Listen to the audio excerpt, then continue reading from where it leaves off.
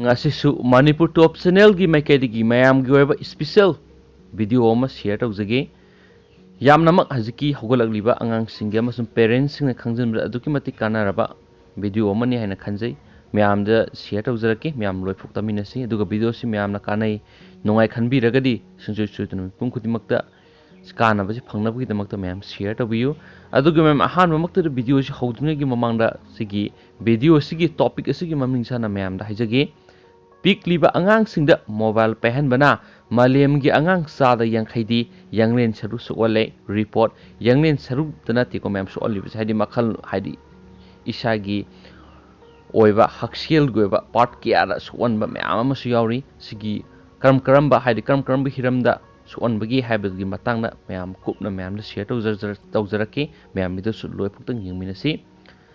angang ningai tawbana angang themlibani amadi angang na mobile sanaringeda thabak khara tawthok hauba yai haiduna lamdam asigi parents sing nasu pikliba angang singda smartphone pahen bana angang singi physical amasum mental health sound akai be kya pi di habasi mama mapa singna khangdabagum tawri research amagi report ki matungina pikliba angang na mobile bu sanapot amagum pung kya sijinabana angang adugi spinal cord yanglen saruda sound akai be pi ba amadi mit suwan badana tana angang adugi brain gi development gi process ta amang ba kya thokali hairi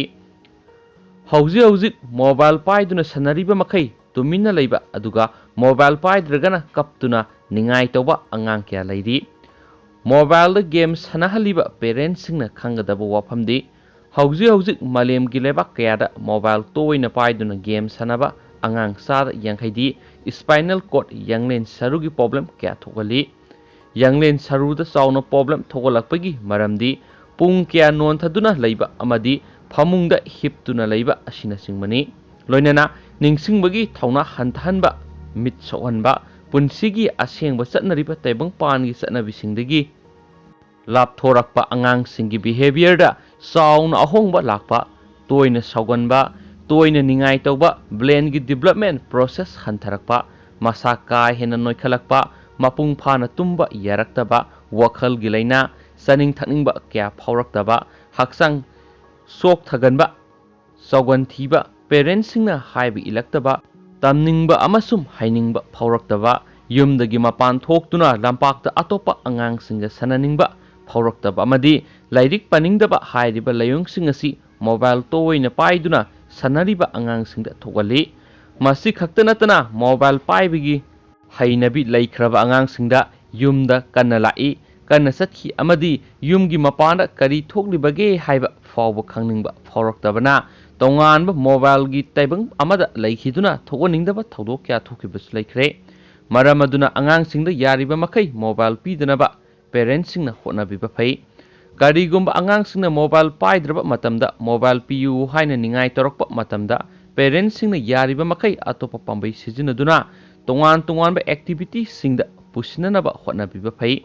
khudam oina hairabada angang singbu busy ohenabagi damak angang singda phone pibagi muhuta wari watai sabiduna matam lenbiba computer amadi tv na singba ahangba mafam singda thambiba phai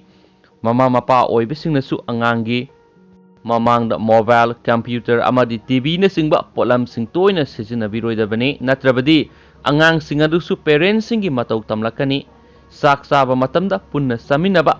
hotnabiba phai karigumba angang singna mobile paiduna sanabagi damak ningai tawba horaklagadi yumgi mapana puthokpiduna nature gi oiba phajaba wari amadi ariba mahairolga mari leinaba angang singna taba yaba funga wari na singba libibi yai maramdi angang ayamana wari liba taba pami loinana yariba makai sak saba matamda tv amadi mobile yengbana singbagi thabak tawbiroidabani angang singbu mapana sananaba honabigadabani angang singna mapan thoktuna sanaba pamdrabasu parents singna angang singbu lampakta puthokpiduna tongan ba masana sing sanaba tambiba yai hairiba tip singasi sijinaduna mobile dagi angang singbu lapthokna thambada achauba mating oigani hainasu child expert singna phungdoragli hainasu akhangai singna sumaina share tobirei ado sungsoi soidana mayamna sigi content si hadi hujikangi parents sing masum angang sing da kanaba piba content amani haina mayam aina khanjai aduga सिगी content सिंग म्यामना कानै खनबिरगदि सोइदना मिपुम खुदिमक्तुसु कानाबसिंग असि फंगनबियु म्याम नुसिबिदुना वीडियो असुबु शेयर तौबियु हाइजरी अदुगा मखा चथरकपोइना कंटेंट मखतंगा म्यामदा शेयर तौजरके म्याम वीडियो सि लोइफोक्तंग येंगमिनसि हंगनरिबा वहंग अमोइना म्यामना कंटेंट खतंगा शेयर तौजगे सीएम बीरेंद्र मणिपुर मियामना येंगलिबा मियेंग मिखलगी मतमदा वोटर ओइरिबा मियामना अपाम मिहुत खल्लबा मतुंगदा मियामगी ओइबा सरकार अमा सेमदुना लैंगाक ससनगी थबक तौवी अदुबु लैंगाक ससनगी थबक तौबदा हकथेंगना यावरिबा लैंगाक लोइसिंग हाइबदी मिनिस्टर अमदी एमएलए सिंगना लैबाक मियामगी येफनबा थबक तौदना मसागी ओइजबा थबकना मांगदा थादुना थबक तौबा तारबदी लैबाक अदु लैखा तारई लैबाक मियाम अमसुम सरकार दुगा लैनगदबा मरी अदु अदुकी मति फगलक्ते इसिंगा थावगो तिनबा यादबा हाइबदु ओइरई मसिननी ngasi फावबद मणिपुर लैंगाक ससनगी थबक तौबदा हकथेंगना सरुक याखिबा चीफ मिनिस्टर दगी हौरगा cabinet minister Singh MLA Singh अमा फाव लैबाक मियामना मियामगी दमकता खंदुना कथोकपना मांग थादुना थबक तौब लुसिंगबा सिंगनी हाइदुना सिंथानद्रिबा असि लोइनना थमोय सिंगना लैंगाक ससन तौखिबा लुसिंगबा सिंगनी हाइदुना ngasi फावबसु इकाय खुमनबा उत्रिबसि मसिगी महुत्ता मखोयबु यामना थामना इंथोक्तुना तुकुट हंगोइबा मियेंग येंगदुना लई हाइबदा हाइमनबा थोक्लोइ हाइना खल्ली मदुना लैबाकी लुसिंगबु ओइदुना लैंगाक ससन तौरमलबा चीफ मिनिस्टर दगी हौरगा अतै मिनिस्टर कयाना अवाब तरकपा मतमदा लैबाक मियामना ईश्वरगी मफमदा हाइजदुना थौनीदुना अवाब कोहनबियु हाइदुना मिमांग थोकना हाइजबा असि ngasi फावबा लैखिद्री अदुबु हंदक मणिपुरगी चीफ मिनिस्टर ओइरिबा एन बिरेना कोविड-19 पॉजिटिव ओइबदा मणिपुरगी सिंग अमसुम तम अनिमक्ता लैरिबा प्रजा अयामना ख्वाइदगी नुंगाइतबा हाइबदु ओइखि अथुबा मतमना चीफ मिनिस्टर एन बिरेनबु नारिबा लैना असि फहनबिनबा हाइदुना मणिपुर लैरिबा तोंगान तोंगानबा फुरुप कंगलुप सिंगी लुसिंगबा सिंग अमदि मियामना ताइबंग मपुगी मफमदा हाइकत लेकत तमदुना हाइजबगी थबक थमोइ सेंगना सथरकपु उइ मियामना चीफ मिनिस्टर गी हक्सांग फनबगी दमकता हाइजबा अमदि थौनीजबगी मयेक सेंगलबा खुदम सिंग अदु सोशल मीडिया दा मयेक सेंगना उबा फंगी मियामना थबक ओइना उलकलिबा असि येंगलुरगदी मणिपुर गी मियामना सीएम एन बिरेनबु लमदम असigi पुक्सेल सेंगबु लुसिंगबा अमनी हाइना खल्ली हाइबदु तसेंगना ताई हाइबा याय मसिनी लुसिंगबा अमगा लैबाक मियामगा लैनगदबा असेंगबा मरी हाइबदु करिगुंबा चीफ मिनिस्टर एन बिरेना मणिपुर मियामबु ललोन पोटकुम खंदुना मसागी ओइजबना मांग थादुना ललोनबा होनरमलबा सिंगतम अनिमक नुंसीबगी लिपुना सेना पुंदुना अखोय इमा अमतगी मसानी हाइदुना होनरमद्रबा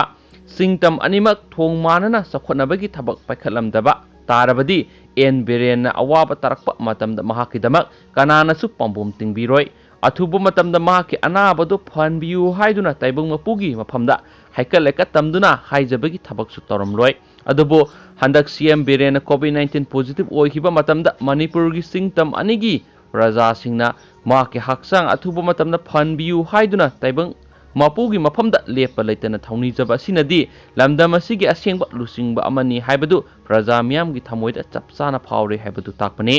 मरम अदुना चीफ मिनिस्टर एन बिरेनगी हक्सांग अथुबा मतमदा फकटपा ओइसनो लोइनना प्रजा मियामना मंगोंदा असेंगबा लुसिंगबा अमनी हाइना थमलिबा असेट पथाजबा असिदी चीफ मिनिस्टरना कैदोंगैदा मंगहननबा खक होनरोइदबने